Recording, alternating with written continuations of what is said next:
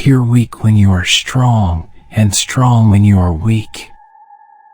The supreme art of war is to subdue the enemy without fighting. Let your plans be dark and impenetrable as night, and when you move, fall like a thunderbolt. Supreme excellence consists of breaking the enemy's resistance without fighting. Victorious warriors win first and then go to war, while defeated warriors go to war first and then seek to win. In the midst of chaos, there is also opportunity. Know yourself and you will win all battles. To know your enemy, you must become your enemy. The greatest victory is that which requires no battle. There is no instance of a nation benefiting from prolonged warfare. Move swift as the wind and closely formed as the wood. Attack like the fire and be still as the mountain. Even the finest sword plunged into salt water will eventually rust. The art of war is of vital importance to the state. It is a matter of life and death, a road either to safety or to ruin. Hence it is a subject of inquiry which can on no account be neglected. Opportunities multiply as they are seized. Treat your men as you would your own beloved sons, and they will follow you into the deepest valley. When the enemy is relaxed, make them toil. When full, starve them. When settled, make them move. When you surround an army, leave an outlet free. Do not press a desperate foe too hard. When strong, avoid them. If of high morale, depress them. Seem humble to fill them with conceit. If at ease, exhaust them. If united, separate them. Attack their weaknesses. Emerge to their surprise. So in war, the way is to avoid what is strong and strike at what is weak. One mark of a great soldier is that he fight on his own terms or fights not at all. Who wishes to fight must first count the cost. If the mind is willing, the flesh could go on and on without many things. If you wait by the river long enough, the bodies of your enemies will float by. To win 100 victories in 100 battles is not the acme of skill. To subdue the enemy without fighting is the acme of skill. Build your opponent a golden bridge to retreat across.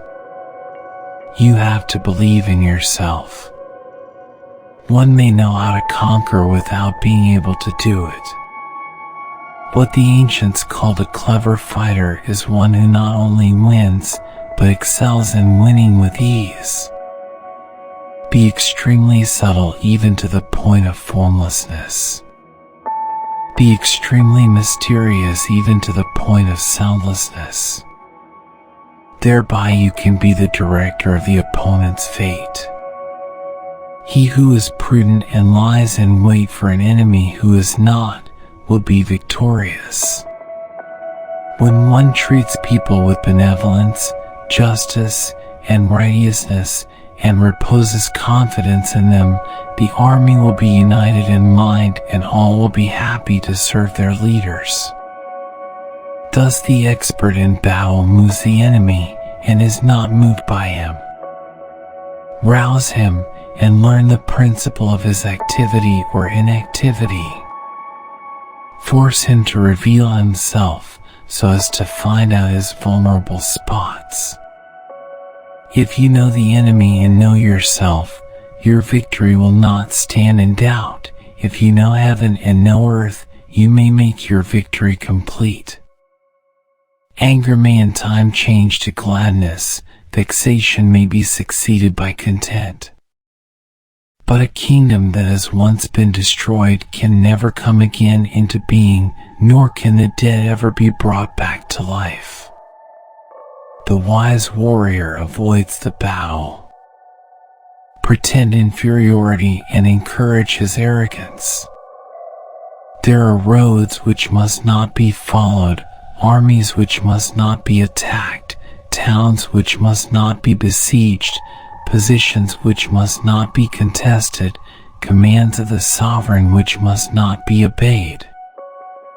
If quick, I survive. If not quick, I am lost.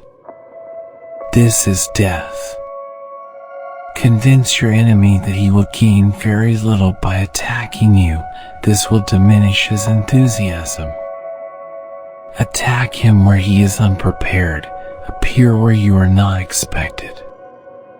He will win who knows when to fight and when not to fight. Ultimate excellence lies not in winning every battle, but in defeating the enemy without ever fighting. If your opponent is a choleric temper, seek to irritate him. Pretend to be weak that he may grow arrogant. To secure ourselves against defeat lies in our own hands, but the opportunity of defeating the enemy is provided by the enemy himself. The whole secret lies in confusing the enemy so that he cannot fathom our real intent. Attack is the secret of defense. Defense is the planning of an attack. If ignorant both of your enemy and yourself, you are certain to be in peril. Great results can be achieved with small forces.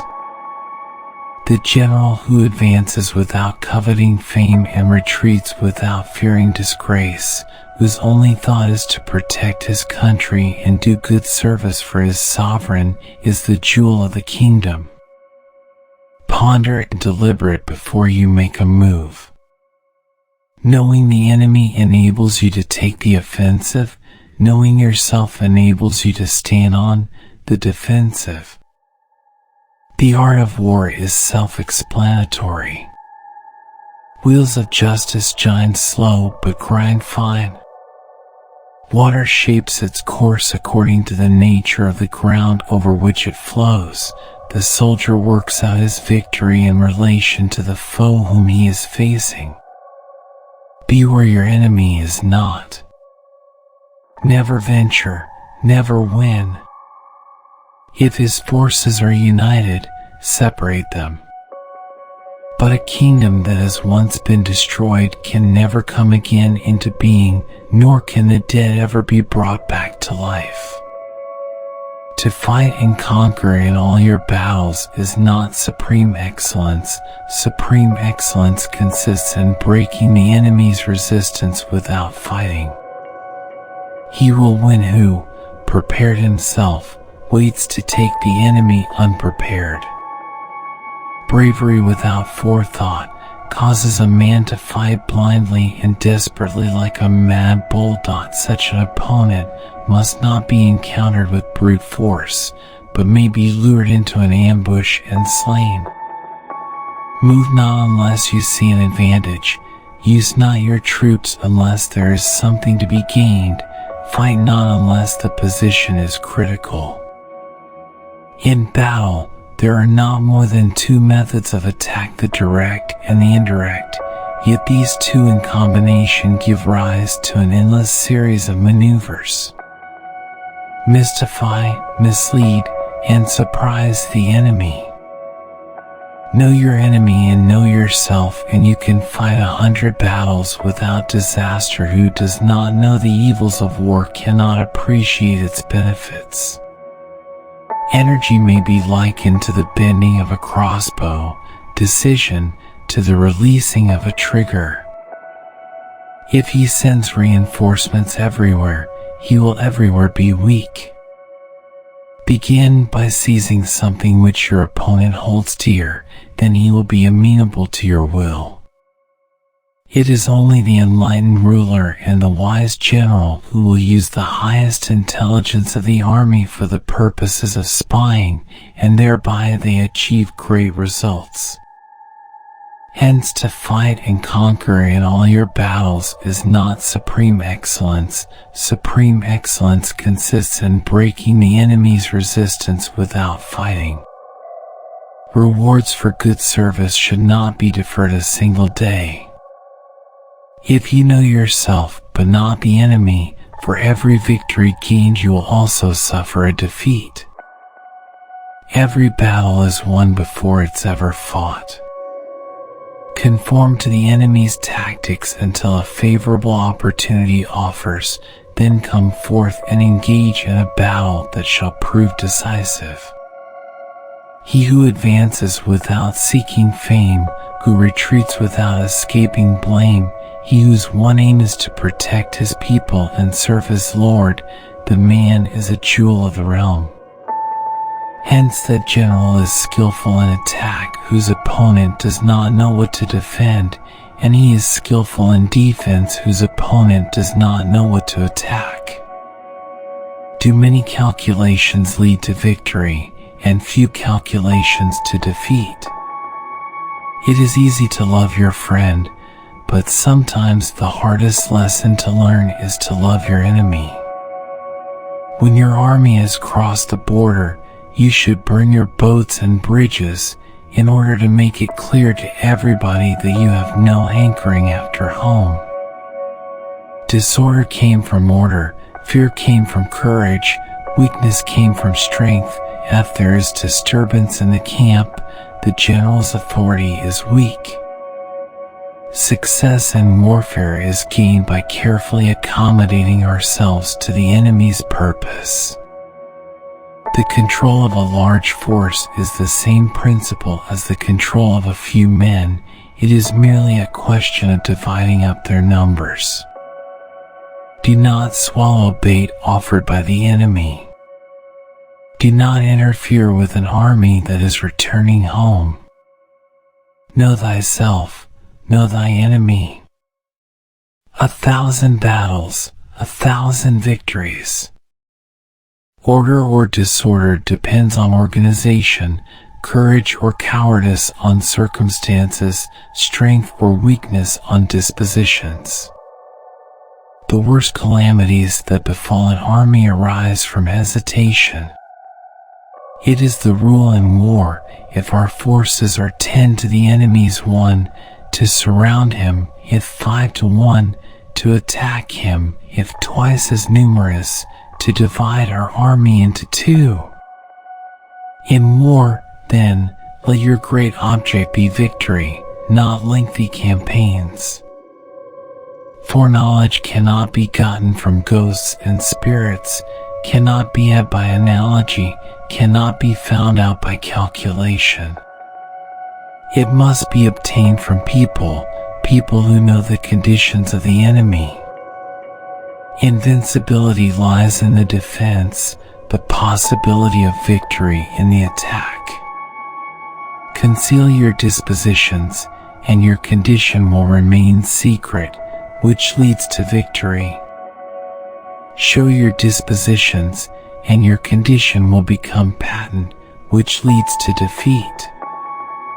When the outlook is bright, bring it before their eyes, but tell them nothing when the situation is gloomy.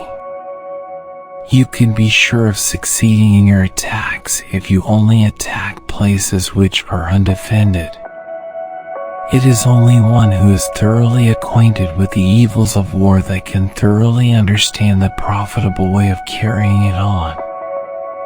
By reinforcing every part, he weakens every part. Confront them with annihilation, and they will then survive. Plunge them into a deadly situation, and they will then live. When people fall into danger, they are then able to strive for victory. The spot where we intend to fight must not be made known, for then the enemy will have to prepare against a possible attack at several different points.